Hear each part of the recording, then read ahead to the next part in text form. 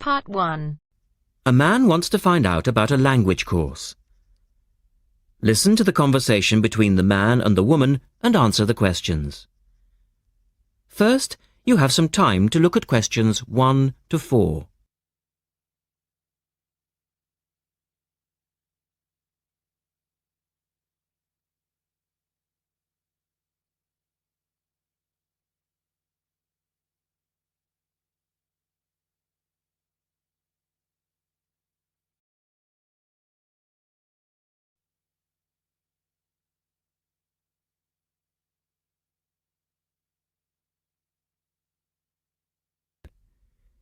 You should answer the questions as you listen, because you will not hear the recording a second time.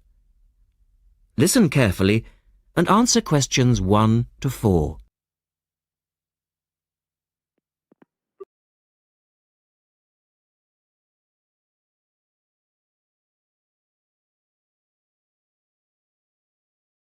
Good morning, University Language Centre. How can I help you? I'm interested in doing a language course. I did Mandarin last year and now I'd like to do Japanese. Can you give me some information about what courses are available at your centre and when they start, that sort of thing? Yes, certainly. Well, we actually offer a number of courses in Japanese at different levels. Are you looking for full-time or part-time? Oh, I couldn't manage full-time as I work every day, but evenings would be fine and certainly preferable to weekends. Well, we don't offer courses at the weekend anyway, but let me run through your options. We have a 12-week intensive course, 3 hours, 3 nights a week. That's our crash course, or an 8-month course, 2 nights a week. I think the crash course would suit me best, as I'll be leaving for Japan in 6 months' time. Are you a beginner? Not a complete beginner, no. Well, we offer the courses at 3 levels. Beginners, lower intermediate and upper intermediate, though we don't always run them all. It depends very much on demand. I'd probably be at the lower intermediate level, as I did some Japanese at school, but that was ages ago. Right. Well, the next Level 2 course begins on Monday the 12th of September. There are still some places on that one. Otherwise, you'd have to wait until January or March. No, I'd prefer the next course. The woman asks the man for some details about himself. Look at questions 5 to 10.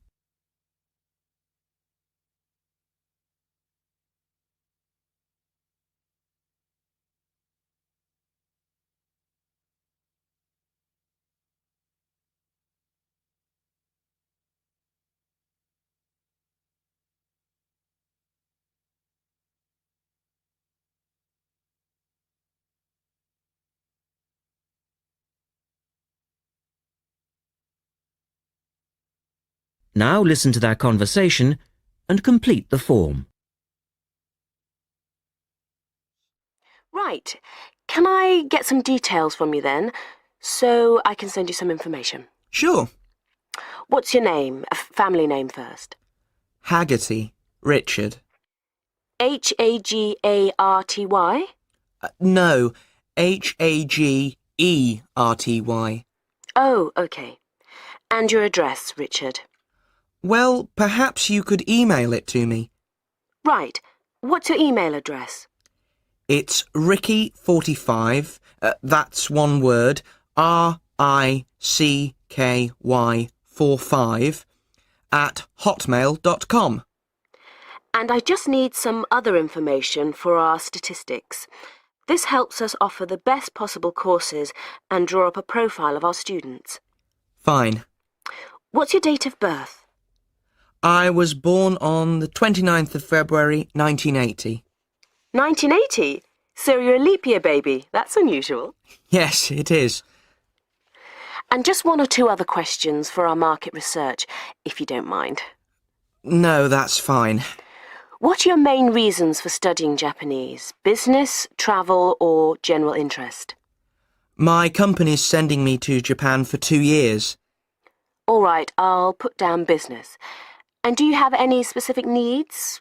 Will there be an emphasis on written language? For instance, will you need to know how to write business letters, that sort of thing?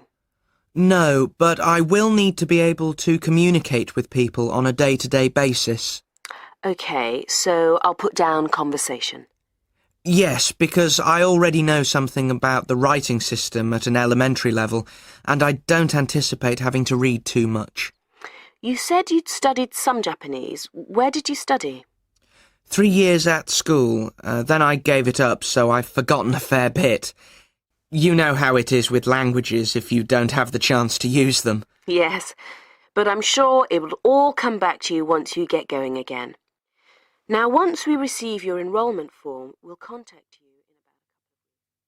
That is the end of part 1.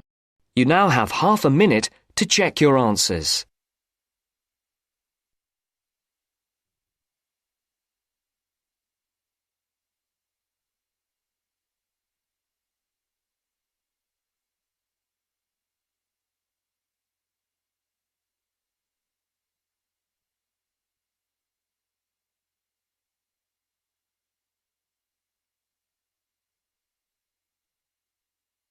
Now turns to part 2.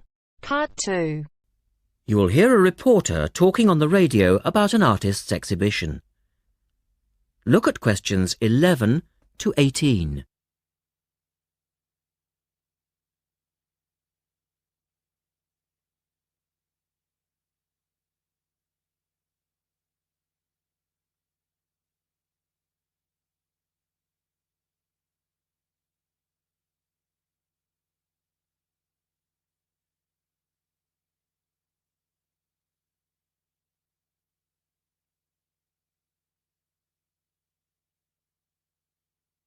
As you listen to the first part of the talk, answer questions 11 to 18.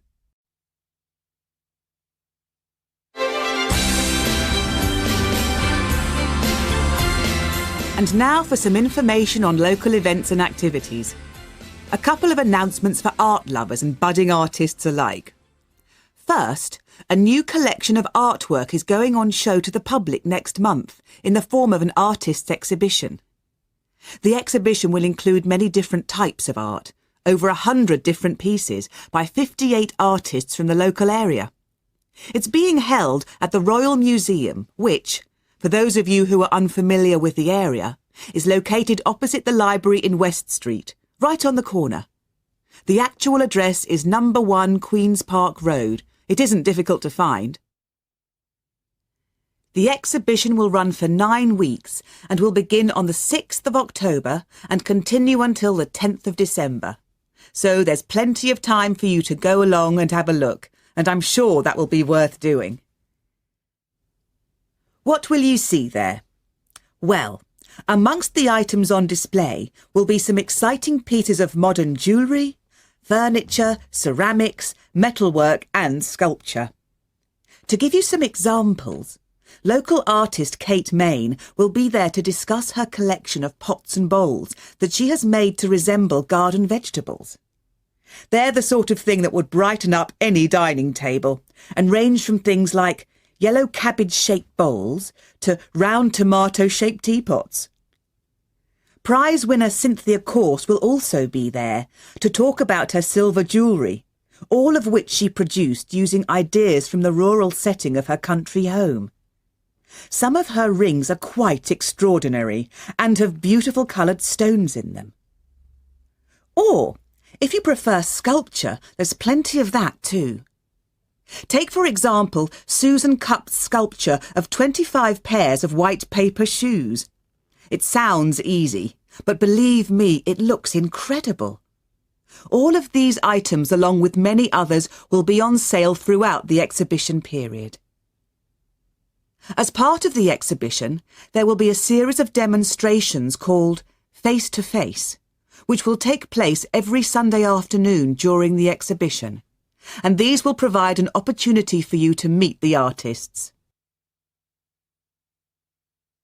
Now look at questions 19 and 20.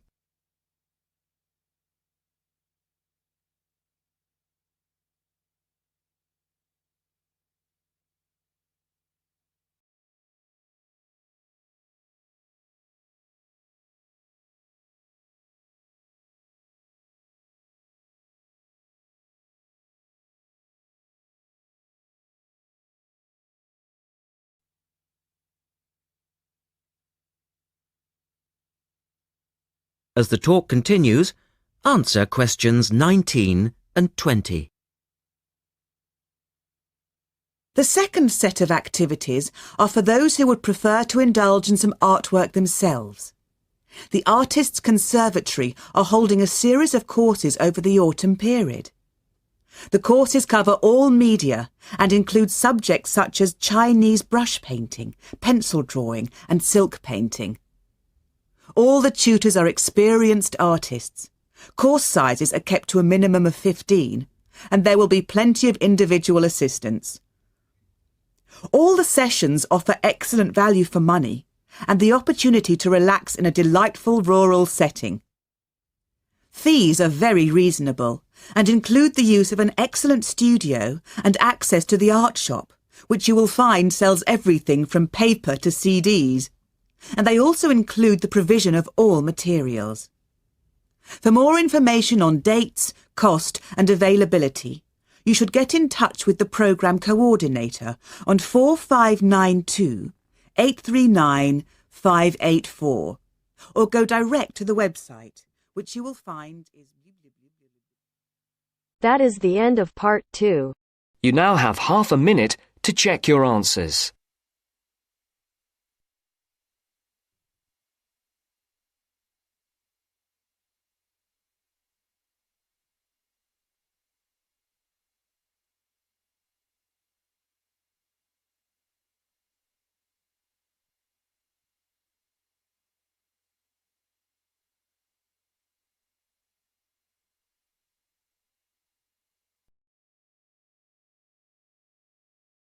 Now turns to part 3.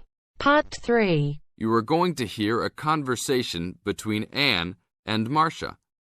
In the first part of this conversation, they are talking about the commands of training dogs. First, look at questions 21 to 25.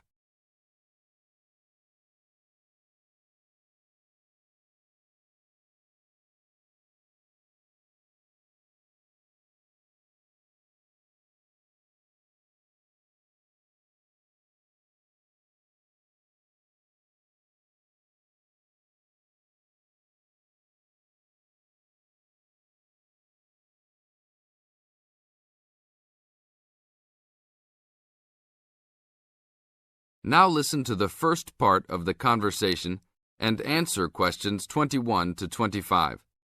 Complete the table showing different commands for different forms of dog training.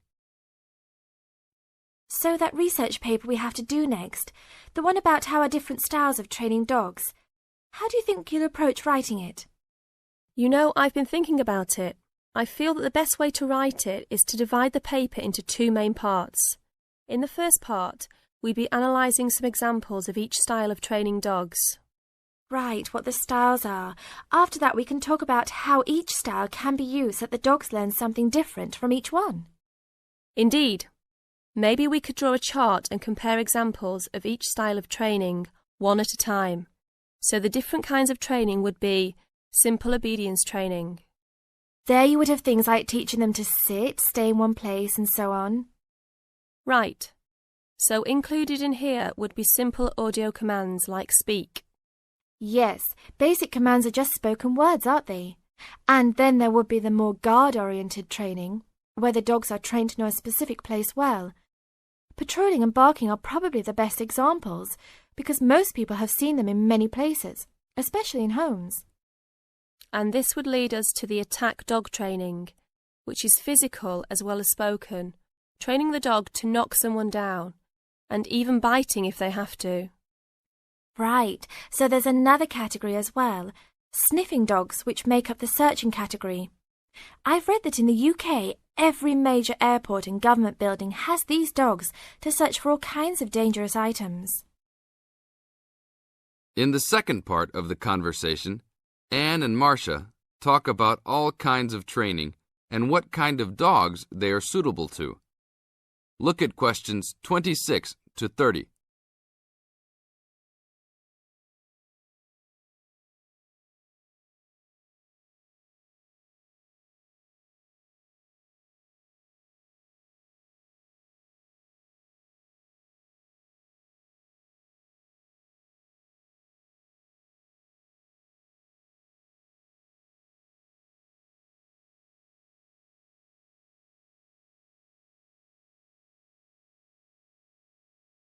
As you listen to the conversation, match A, B, C with the following forms of dog training.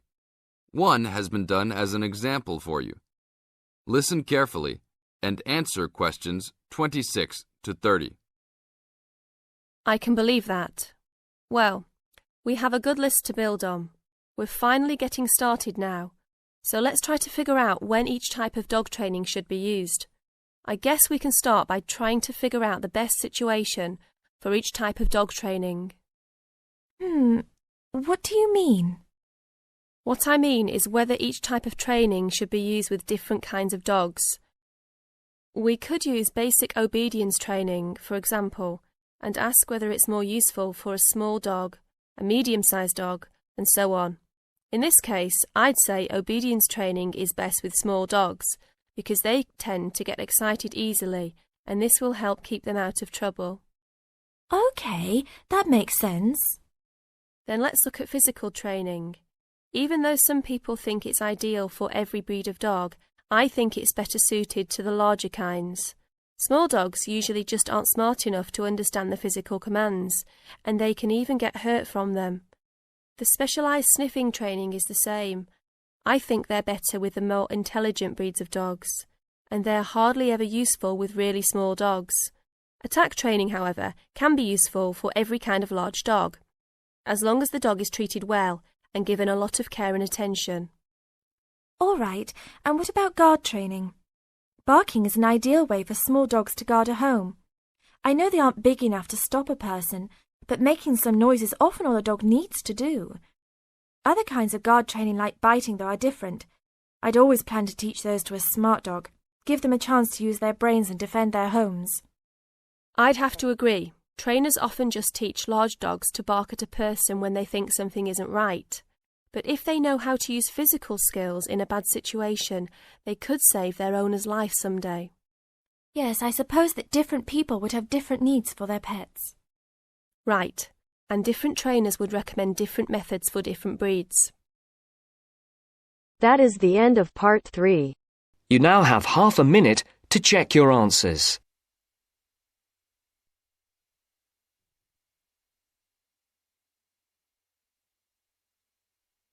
अगर listening के साथ साथ आप speaking की भी practice करना चाहते हैं तो हमारी अपनी एप्लीकेशन है बेबी कोड आइल्स, प्लीज डाउनलोड करो। ऐप स्टोर और प्ले स्टोर दोनों पे अवेलेबल है और लिंक डिस्क्रिप्शन में भी हमने डाल दिया है। और तो यहाँ पे आइल्स की लाइव क्लासेस भी देते हैं ITP अप्रूव टीचर फ्री में।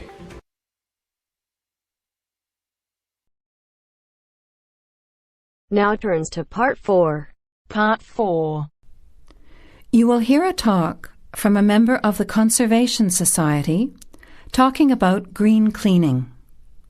First, you have some time to look at questions 31 to 34.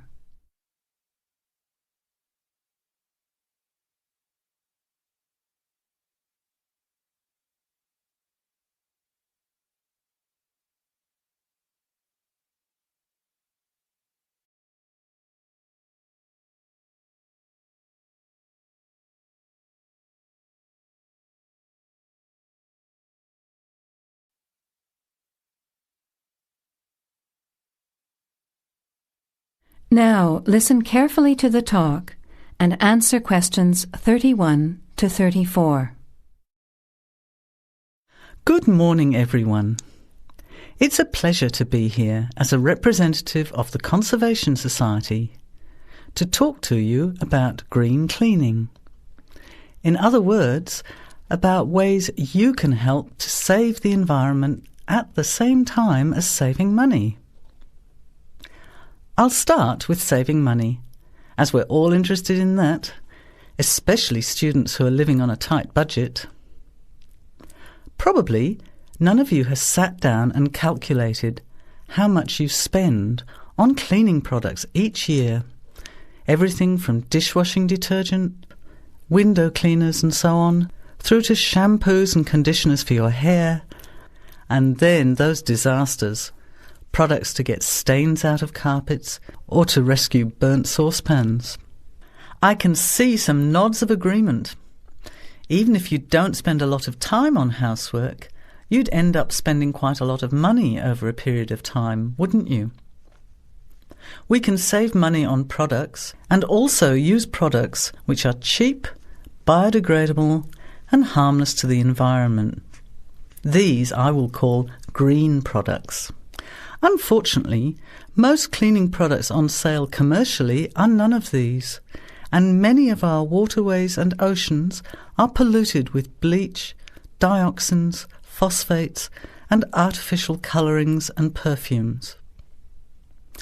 Also, think how many plastic bottles each household throws away over a year. They'll still be around in landfill when you are grandparents. So we often feel there's nothing we can do to make a difference, but we can. The actual recipes are on handouts you can take at the end of the talk.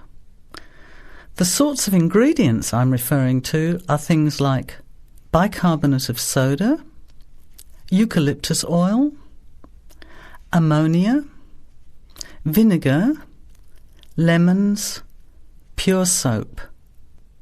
Lastly, many people find they are allergic to modern products. So for all you asthma sufferers, keep listening. Nothing in these recipes should cause you any problems. An end to itching and wheezing. Now you have some time to look at questions 35 to 40.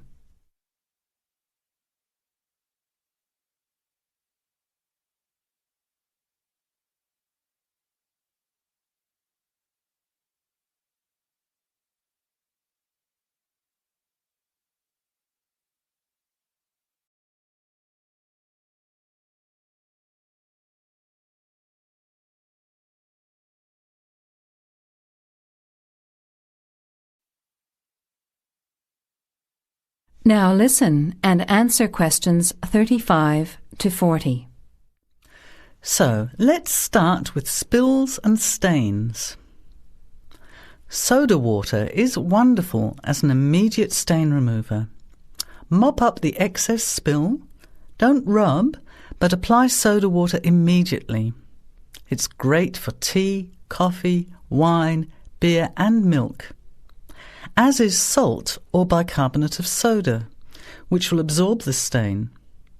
Then vacuum when dry and shampoo if necessary. While we're talking about disasters, let's quickly look at some others that can be avoided. Bicarbonate of soda is wonderful for removing smells, especially in the fridge. An open box in the fridge will eliminate smells for up to 3 months. And those terrible burnt saucepans, either sprinkle with our good friend bicarb again and leave it to stand, or cover with vinegar and a layer of cooking salt. Bring it to the boil and simmer for 10 minutes, then wash when cool. Much cheaper than a new saucepan. Then there are heat rings on wooden furniture. Simply rub with a mixture of salt and olive oil, or for scratched furniture, use olive oil and vinegar. Now, let's look at general cleaning. First, the floors. If your floor covering is made of slate, cork or ceramic tiles or lino, it probably only needs a mop or a scrub with vinegar in a bucket of water. Carpets can be shampooed using a combination of pure soap, washing soda, cloudy ammonia and some boiling water. You put a small amount of this mixture onto the mark on the carpet, rub with a cloth until it lathers, and then wipe off the excess. A smelly carpet can be deodorized by sprinkling bicarbonate of soda on the surface, leaving overnight, and vacuuming off the next day. Cleaning in the kitchen, bathroom and toilet is the next section. That is the end of part 4. You now have half a minute to check your answers.